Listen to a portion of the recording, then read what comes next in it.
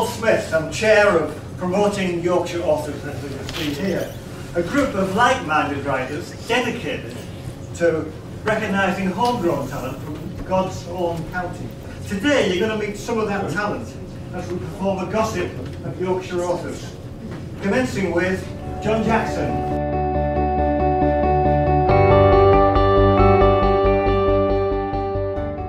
The year 1780, then as now, a time of great change in London.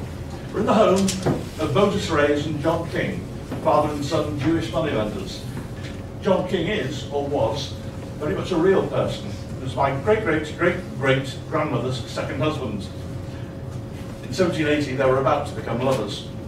Their home is in Clarges Street, off Piccadilly. Dawn is breaking. Who disturbs our peace at this hour? John? Is this something to do with you? Certainly not. I'll see what they want. It must be something special for them to come calling at this hour. The two men rose and made their way to the front door, and a manservant looked at them. Moses nodded. Two men stood on the step. The older produced a scroll and presented it to Moses. The old man removed the pink ribbon and unfolded it, turning it to the light so that he could read it. This is a warrant to carry one John King, known to some as Jacob Reyes, to the Fleet prison. Both men moved towards the open door. We are here on the King's business. He comes with us to the Fleet now. He can talk to the Beak tomorrow. The elder tipstaff gestured for John to follow them. A battered-looking hackney with the crest of the court on the door came up to them. Don't try to escape. It'll be the worse for you. John hugged his father and turned and climbed into the coach. A barred door slammed shut behind him and the coach moved slowly forward. 30 minutes later, it stopped before a massive crenellated archway. Tipstaff opened the rear door and John stepped down into the street. He turned to look at the grim entrance to the prison. He swallowed hard, shrugged his shoulders. A wicket gate opened. Two guards stepped out. They took him into a small room where an official sat at a table with a set of ledgers in front of him. Ah, yes, King, the moneylender, the Jew King. Do you know why you're here? I assume that someone has a warrant sworn against me. Can you tell me who that is? You can ask the magistrate in the morning. If you're a moneylender, you can clearly pay the charges for rent here. So I've given you a room on the master's side. You'll have to pay me 5 guineas now, if you have it. If you don't have it, then you'll be held on the common side, and you won't like the common. John knew he'd be assailed by demands for payments. He reached for his purse and counted out the coins. The warden examined each one carefully before lighting them. Coins are good. The funds go towards your rent, your food, and a garnish for everyone. Follow me, Mr. King. We're going to go down to the painted ground. You are to be exhibited. The underwater took John down to a courtyard in the middle of the prison. The painted scenes of warships covered the walls. In the middle of the longest wall was a mountain banting block, 3 foot high with a pair of steps. And John was instructed to get up. John mounted the steps and stood on the top, like a slave being offered for sale in the Americas, while everyone in the courtyard came to gaze at the new inmate. New prisoner John King. All present to look at him and remember. John stood there for 3 long minutes. Right enough. You can get down now. He led John back inside and upstairs to an empty cell with a barred window set high in one wall.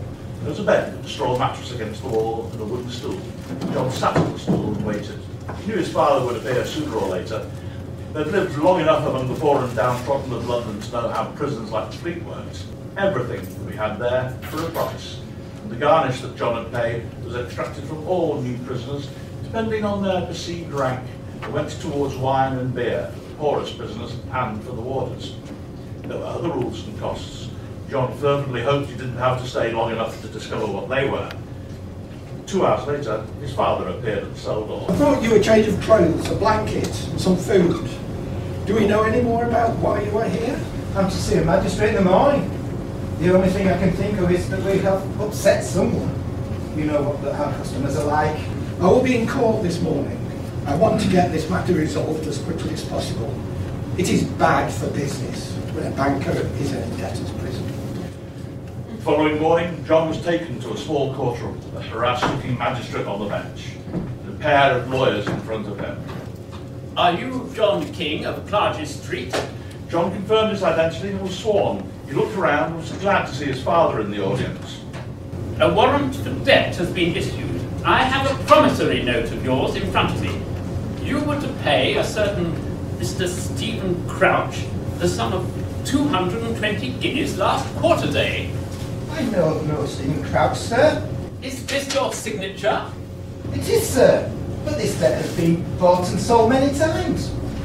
Yet the upshot is that Mr. Crouch now owns the note and you owe him 220 guineas. Sir, I would like to consult my father, if it pleases you, sir. He's in the room.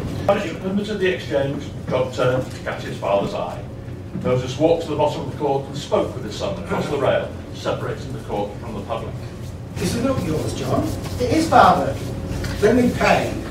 We will find out what is behind this later. John addressed the magistrate, telling him they would pay the debt and recover the note. The magistrate asked if he had 220 guineas. It will take some days, sir, but my father will bring it to the court. Very well. Until he does, you are confined to the fleet. Do not try to leave. If you do, the tipstaffs will stop you. The court cleared, Moses and John left together. Moses returned to their home, and John back into the fleet. 10 days later, Moses returned and paid the due sum to the clerk. John left the prison a free man with the redeemed promissory note in his pocket. As he left, he swore to find the person responsible for his imprisonment. Revenge, when he came, would be sweet. Thank you.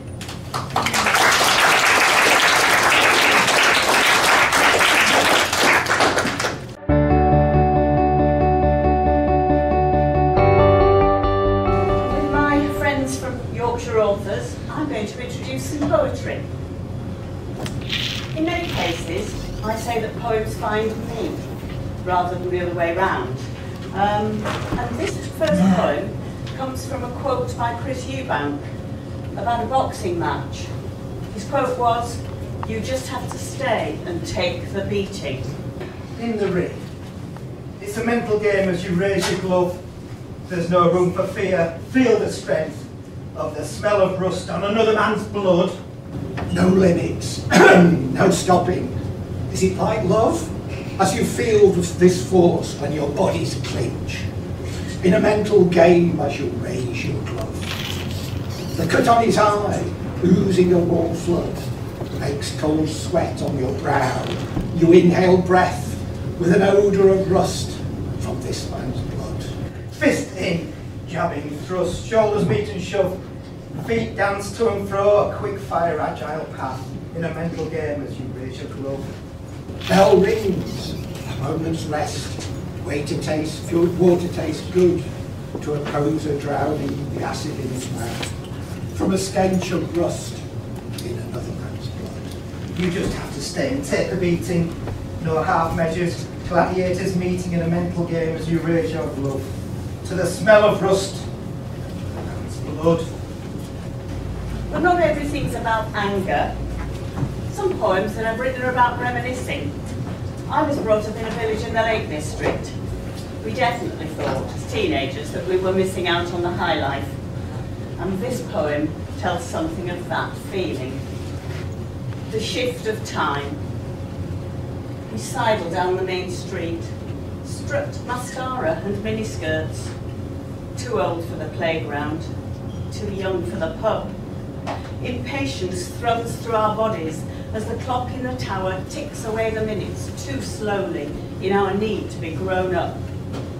We make do with a game of table tennis. Rivalry runs through every move as we tack to and fro either side of the table. One eye on the ball, the other on the boys. We drift back along the lane, stop to watch a game of bowls, laugh in the certainty that we will never be so slow, so bent, so old. And as if to prove this, we run to sit on the fish shop wall, share a portion of chips, and watch ghosts emerge from the works van. Diatomite dust on each tired face, white dynamite in weary lungs. Widows in waiting make cups of tea for men already in decline. Of course, time does move on. When my daughter was married a year ago, she kept her maiden name, something that's quite common these days. But 50 years ago, it wasn't so common. This poem is about that time. I took your name. For a while, it sits like a pebble in my hand, unfamiliar, but a comfort to hold, as the world around me spins like a carousel.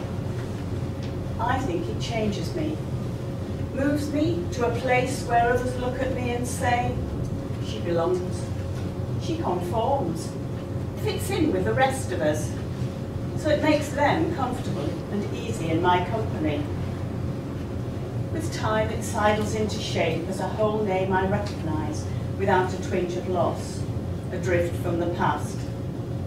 When we give it to our child, I take possession, hand it over easily to doctors, teachers, girls in shops, as if it had always been mine.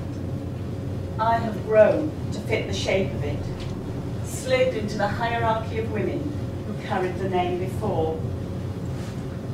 Our daughter keeps this name, gives it to her girls. Sometimes a familiar area also brings a poem out, bubbles up inside me really sometimes when I'm travelling, walking, moving around. This poem's about that. Fabric of the Valley. It started when mist settled on the hillside, dripped from pine needles, seeped through the moss, trickled over rocks with a quiet ticking into the damp ravine.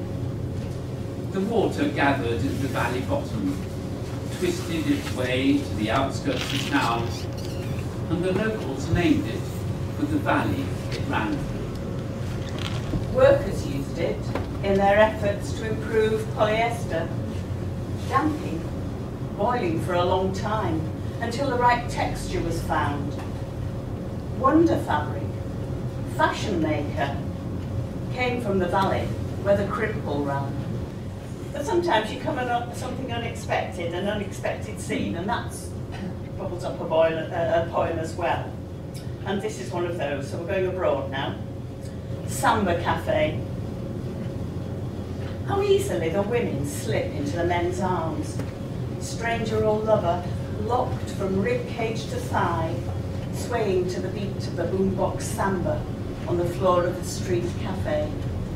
How easily the young men slide on and off the dance floor, change partners with a smile, learn a step, show a move, bewitch the audience, then drift away into the lazy heat.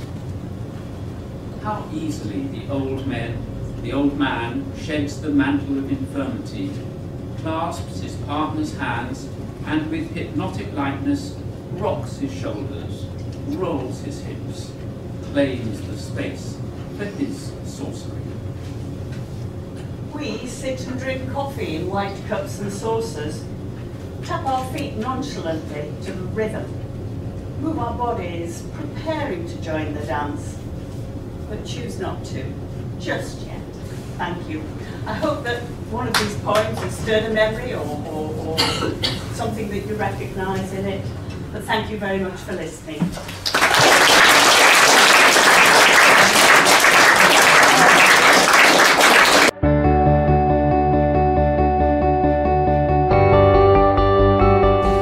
There are two sides to every friendship, and in the case of best friends Lee Harper and Terry Mayer, sometimes several shades of grey as well. Terry is impulsive, charming, a teeny bit self-centred, and falls in and out of love almost as often as other people change their underwear. But she puts her foot down when Terry gossips about something Lee had specifically asked her to keep a secret. I never want to speak to you again. And that's where this extract opens. Terry realises she's going to have to apologise to her friends and thinks she's found the perfect way to do it. I should never have let Terry talk me into joining her in a pamper session at the stupidly named Gentle Slopes Women's Retreat and Sanctuary. But when she turns up with a bouquet of seamstress and blooms, only me! I was still dubious though. For one thing, the advertising bump had a distinctly amateurish feel. The language was too mushy for words. Immerse yourself in a haven of grace and kindness. Luxuriate in the sheer bliss of our heavenly scented sanctuary. Release your inner goddess. And the prices! They were almost too good to be true, which is generally a strong hint to go through the small print with a fine-tooth comb, something Terry clearly neglected to do. But her enthusiasm was infectious. She was convinced Gentle Slopes would do us a world of good. It'll give us time to talk through our issues. Which was not the inducement she might have intended. But only an idiot looks a gift horse in the mouth. Besides, how bad could it be? So I capitulated and went to throw a few things into an overnight bag. I'd have preferred it if I could have done the packing on my own, but Terry came trotting upstairs to supervise. Oh, darling. Don't get run over by a bus until I've had a chance to take you to Agent Provocateur. I could tell I'd made a mistake even before Calisterina Coccinecci had finished welcoming us to Gentle Slopes. This was definitely not Lee's sort of thing.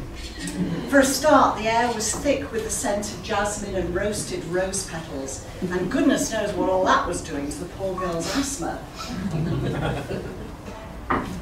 Lee might have approved of Miss Coccinecci's dress sense, lots of delicate scarves and wafting skirts, but Lee gave off some impatient tutting when Miss Coccinecci told us we were booked in, not for today, but next week. Typical.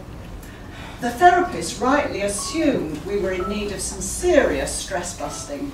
Why don't you join us anyway? We have a couple of vacancies for our tribal gathering today. We'll be forming a rejuvenating, soul-searching circle.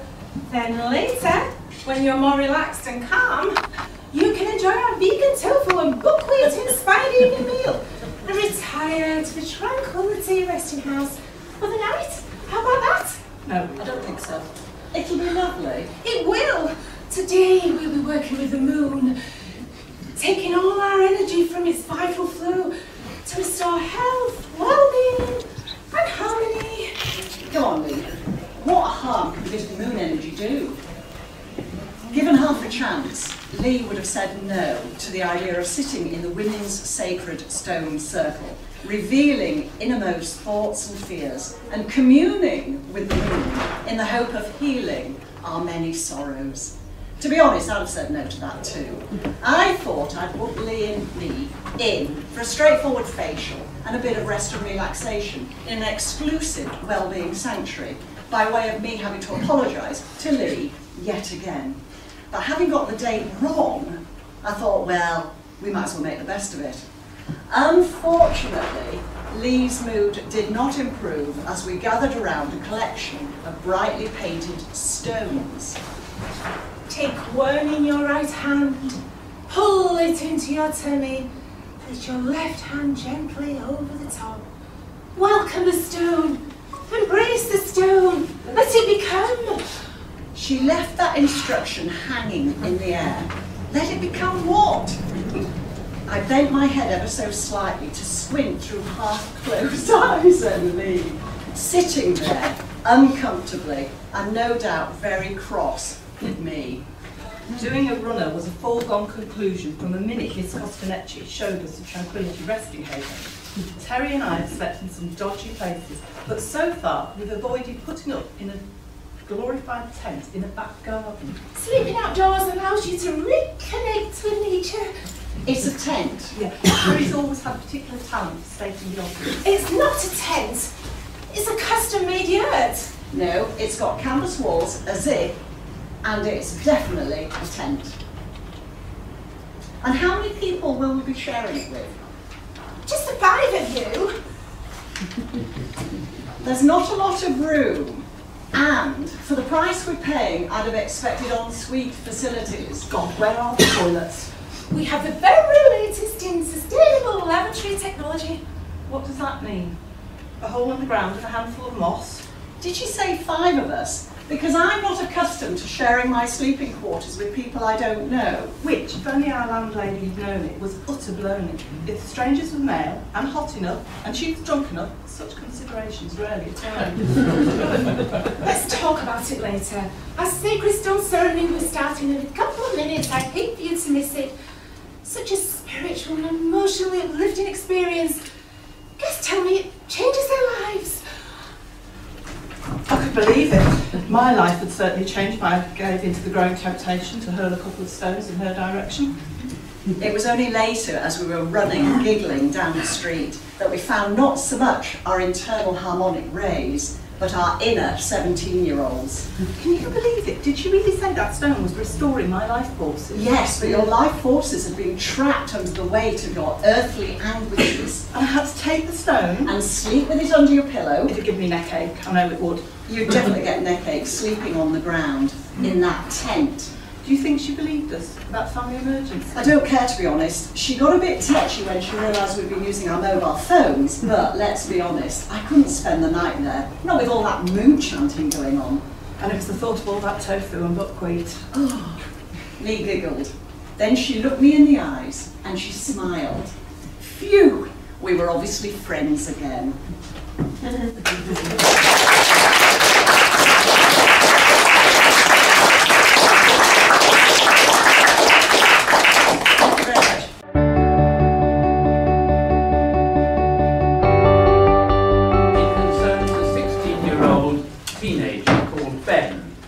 And Ben has two passions in life. One is for all things medieval, the stories of King Arthur, the Knights of the Round Table, and that sort of thing. His other passion is for a fellow pupil called William, and they have an affair in their last 2 years, but it leaves Ben feeling very guilty. Anyway, when he leaves school, he travels to America for his gap year, and he goes on a Greyhound bus ride around the States with another friend from England. But while called Toby, and while he's doing this, he writes a series of letters back to his mate William, and this extract is from one of his letters. They've arrived in California, and they're just hoping to hitch a ride out of Yosemite Valley. And this is what happens. Eventually, a colourful looking van pulls up. Extraordinary really, because it was painted all over with stars and flowers. I should tell you, this takes place in the late 60s, the hippie era. A young man's head emerges from the driver's window, long-haired and with beads dangling round his neck. Where are you heading, boys? Oh, we need to get to the nearest Greyhound bus station. What are your names? Well, I'm Ben, and that over there is Toby. I'm Joshua. Climb aboard and meet my pals. Hi guys! We're being joined by Ben and Toby from... Where are you from, boys? Oh, England. Jolly old England. So I climb in next to Joshua, and Toby clambers into the back. So, Benny boy, how's the world for you? Oh, well, we're having just a splendid time, thanks. Yosemite was really beautiful. And now we're looking forward to seeing Disneyland, and then planning a Grand Canyon, and then maybe Las Vegas. Yeah, well, that's enough all the travel crap. But tell me about you. What are your passions, Ben? What turns you on? So, William, I started telling him about my interest in medieval chivalry and all the stories about crusading knights and fighting dragons and warriors and deeds of valor, but it sort of sounded a bit childish and pathetic. Anyway, Joshua soon cuts in and asks, so, what are those dragons for you, Benny boy? Well, they don't really exist, do they? Oh, yes, they do. What do you mean? I don't understand. Everyone has their dragons, and we need to be on a constant guard against them. Dragons in the mind, Benny boy. They lurk deep down in the caves of our subconscious. That's where we need to go hunting. All those stories and legends, that's kid stuff. It's time to grow out of that and start becoming a real warrior of life. We're all in this together, all on a great journey. Isn't that right, guys? Yeah. Coffee break time. well, I was pretty confused by all this, Will, but fortunately Joshua had driven into the forecourt of a service station, and while he filled up with gas, we all piled out for coffee and donuts. A girl called Christine came and introduced herself, and she sort of took me under her wing, and we had the most amazing conversation, Will. She told me a bit about herself. I was brought up in the Bronx, Ben, fled this frantic life to the Big Apple, set off for California 5 years ago. Soon I met up with these lovely people and peace-loving friends. Since when we've been travelling, reading, talking. And now, Ben, tell me about you. So I told her, Will. I told her all about us. It was what I wanted to talk about for years, but there'd never been anyone I could open up to before, until now. So I told Christine everything, Will, and I started crying. I understand, Ben. I know what you mean. Carry on. It seemed like the first real conversation I'd ever had in my life, and it was so helpful. I hope you don't mind, Will. She told me about her relationships too, and that helped me open up even more. Sometimes it was funny and we laughed, and other times it was really sad and we cried. But then all of a sudden I felt a great slap on my back. Time to get on the road, guys. And Christine, leave the kid alone. He's had enough soul searching for one day. But he's so lovely. I could just eat him up. So we got back on board, and you know, Will, for the first time in ages, I didn't feel tense. I felt carefree and relaxed, as though a huge burden had been lifted from my shoulders. After a bit, Joshua spoke up in that deep, gravelly voice of his. We're nearly at the bus station, lad, so, Ben, this is for you. So he hands me a book called The Way of the Peaceful Warrior by Dan Millman. It'll help you on your journey, Ben. It's weird and wonderful. Stay with it, because it's time for you to start moving on. The drop-off was really sad. I hugged Christine and then the others, and I could see that Toby was touched as well, saying he'd never forget the ride and their time together. There was a lot of hand-waving and cries of peace and brotherhood, man, and soon the band disappeared out of sight, and that was that. But you do understand about my conversation, don't you, Will? I just felt compelled to tell Christine. It is the dragon in my mind that I'm battling to overcome. You do know that, don't you? I promise to keep writing, Will, and I'll look forward to a letter from you at our next forwarding address. But to his great disappointment, Ben never receives that letter from his old school friend, and in fact they lose touch for many years, until by chance an email brings them together again much later in life. And their reunion is a time for reconciliation and forgiveness. But the occasion is marked with poignancy, for William is seriously ill. Well, thank you very much for listening.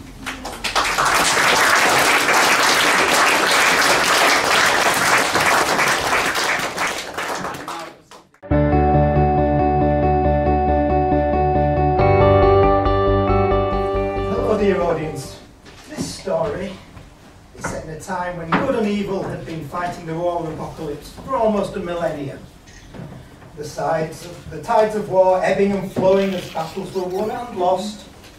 Demons and angels killed in action, returning to hell or heaven, and then eventually rejoining the war on earth. Finally, God realises that he has to do something that will break the stalemate, so he has a sword of uncreation made.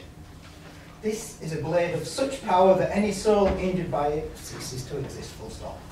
However, once it is used, victory is his and peace returns. God realises that the weapon is too dangerous to be left lying about, so he hides it on earth.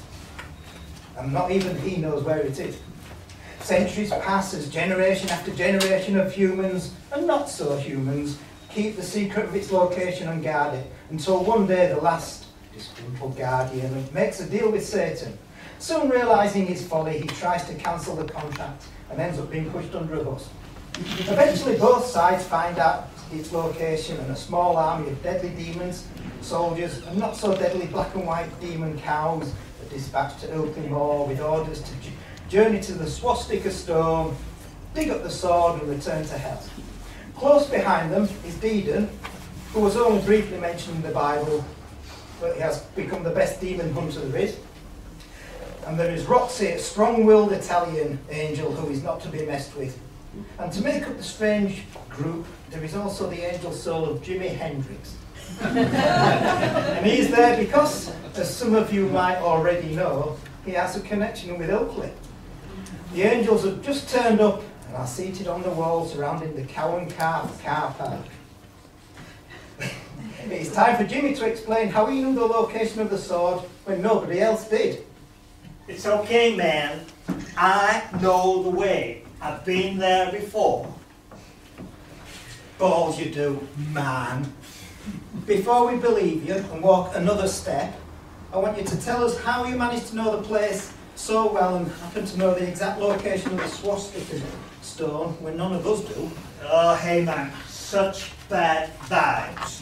It was 1967 and I was just starting to get big. And by big, I mean massive. I did all the TV shows and was booked to play here in Ilkley.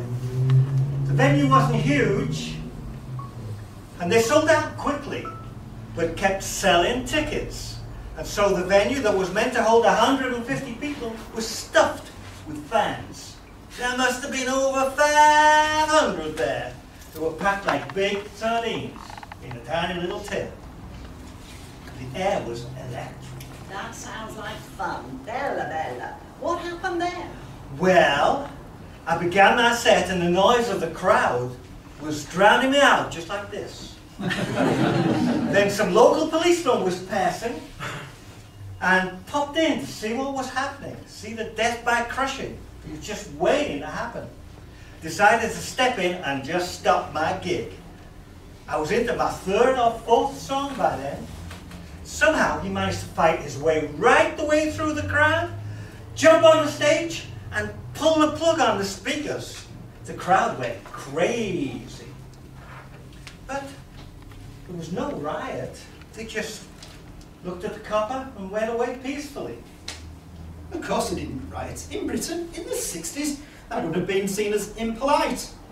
Blitz them in a war or push in front of them when they are in a line after they've been queuing for hours, and they will maintain a stiff upper lip. Anything else is just not on, old chap. Yeah, man, anyway, the band began to pack up the gear, but I was feeling a bit depressed. So I picked up an acoustic guitar and went for a walk and ended up here. It was dark and I was cold. So I went for a drink. Do you know English beer is warm? But it was ideal. So I was cold and I ended up drinking it next to an open fire. I sang a few songs and got drunk before it came to chucking out time. And I began to walk aimlessly on the moors. Eventually, I came across this old, flat stone and sat down to rest. Then it got a bit weird. Some sheep started talking to me. It must have been some bad acid. Or maybe too much grass that day. Yeah. They asked me if I was all right. And then they led me to safety. Right back down to the road. It was crazy, man. Like some surreal dream. But they told that I must never tell a living soul about it. You guys don't count. There are elements of the tale that made sense and sounded reasonable. However, the idea of sheep talking and being some sort of hippie spirit guide just made the whole thing go over the edge of the sensible cliff and go tumbling onto the rocks of insane weirdness far below. After all, believe it or not, in those days, there were musicians were renowned for taking drugs that blurred the lines between reality and surreality. Right, so some sheep, little woolly farm animals that go, nah, talk to you and guided you back to the road, and you didn't write a song about it. Shame. I'm sure it would have had a massive hit. You could have called it something like Sheep Lady or Sheep So Fine. Ah, that's funny. How about have you ever been to Electric Ladyland? No. All right, let's assume that you're telling the truth. I think we're going to need to get her going. What's that? Over there, in the distance. On the left. I have no idea what it is. Well, it looks like a pile of cows. We're taking a shortcut.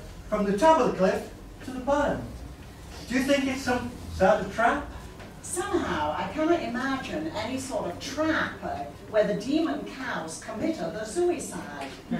Black and white with blood, red, are hardly bella camouflage. I think it is safe to say that they are now only good as the main course at the barbecue. But how did they get there? I have no idea, but it should be interesting finding out. Come on, we have a sort to find.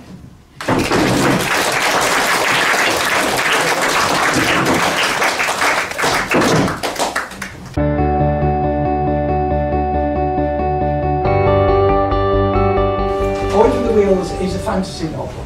It takes place in a completely different world. The main action to begin with takes place on an island called Bayfield and a main city called Bayfield. This has actually had a big spurt of new technology, which has caused some difficulty because the infrastructure of the city has been not enough to take care of it. So most of the technology has started to break down. This has resulted in the city being prone to actually invasion by other factions, as they got rid of a lot of the conventional armies and tried to replace them with mechanical ones. With the streets are now, instead of being littered with horse dung, it's actually littered with bits of the new technology. So what has happened is that they've become a target for invasion. Upon herself to dispatch Captain Wilhelm to the mainland to recruit an army of mercenaries from the Knights of the Holy Pentacle and their representative, Morrice. So, equipped, I hope, with a shiny new sword and a letter of credit supplied by Archbishop Lord Ritchie, Wilhelm enters an old church. The interior has mounds of paper being processed. At the far end is an office. Once inside, Wilhelm finds a desk and a seated figure he takes to be Laurie. I see that you are looking at my sword, Captain. It is the custom in these parts. Weapons are placed in a common area with them pointed at the owner. This is an expression of trust, so if you do not mind. Thank you. It would be normal to reveal all of your weapons, but the laying out of the swords is largely symbolic, and I sense that you have decided you could overcome me if needed. Thank you.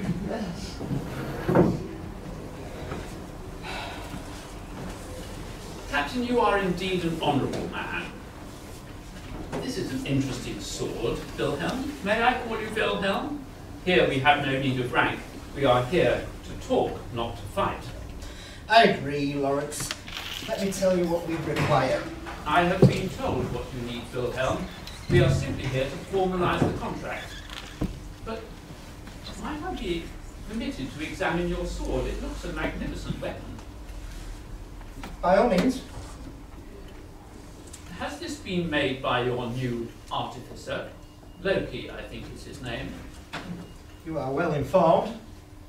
The papers you saw being sorted on your way in are information we gather.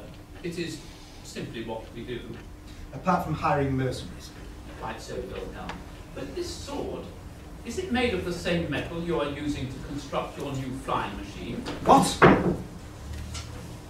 I assure you, we have no spies in Bayfield Inwick, but we did intercept the information.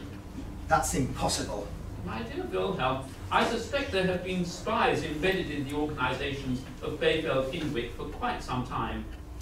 I know nothing of how the sword was forged, but these spies, do you have names? No names, but some are close to the crown. How close? But a sword like this, well, the technology would buy you as many mercenaries as you could dream of.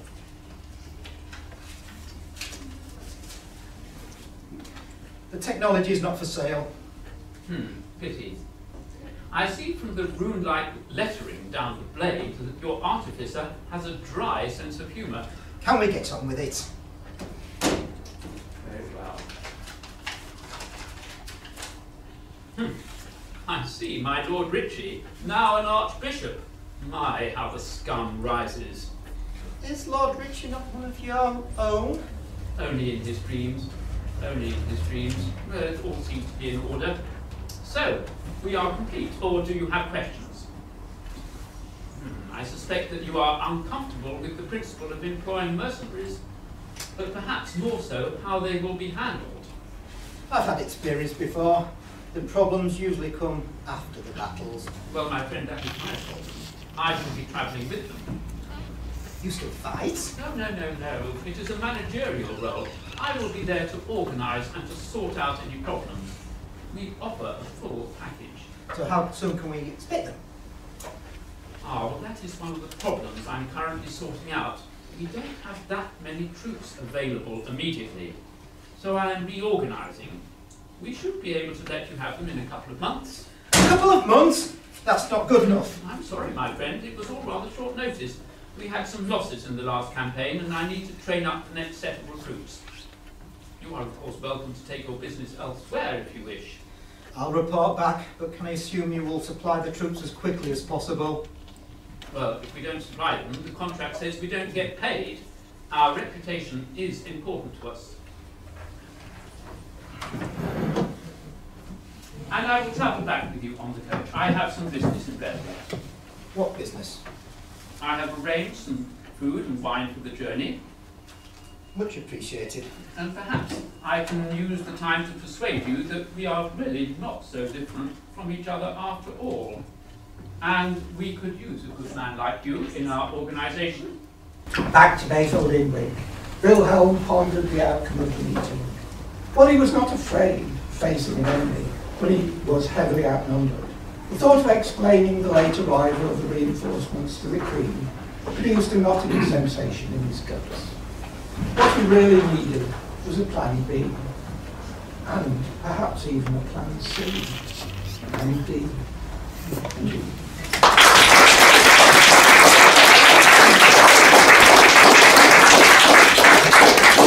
Well, I hope you enjoyed that, and I want to thank our Yorkshire authors and our director Susanna Lewis.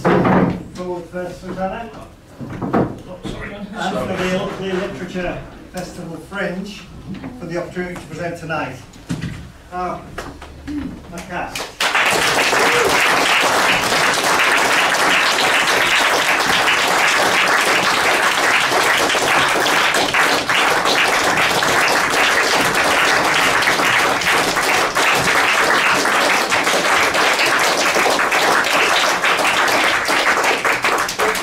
Yorkshire authors in the audience who are not currently members of Promoting Yorkshire Authors can suggest you join. There are some freebies outside, and our website, which is promotingyorkshireauthors.com, it's around everywhere, provides much more details. There's also books to view and buy outside, so why not support our local talent and mingle with the writers as to what you write. Thank you very much for coming.